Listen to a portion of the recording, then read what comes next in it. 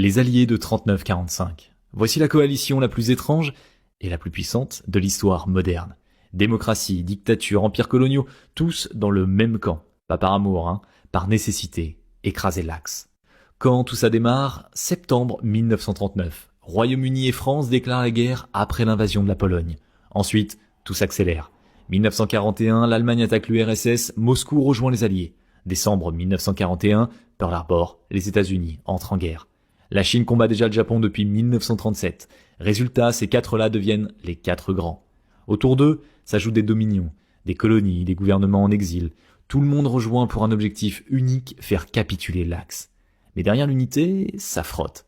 Imagine autour de la même table, capitalistes américains, communistes soviétiques, impérialistes britanniques et des colonies qui rêvent d'indépendance. Un cocktail explosif. Exemple simple. Les États-Unis veulent débarquer en France le plus vite possible. Les Britanniques préfèrent passer par l'Afrique du Nord, puis l'Italie. Résultat, dispute, compromis, méfiance. Et à la fin, gros désaccord sur la Pologne et l'Europe de l'Est. Les graines de la guerre froide sont plantées. Comment cette alliance fonctionne malgré tout ?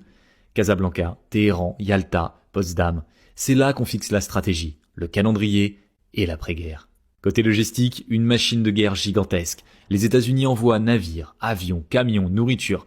En échange, base, réparation, services. Un échange géant qui maintient l'effort de guerre sur tous les fronts.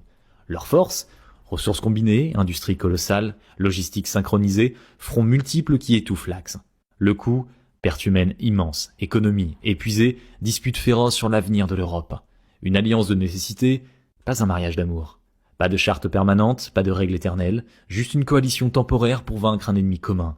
On coopère, on gagne, puis on se sépare.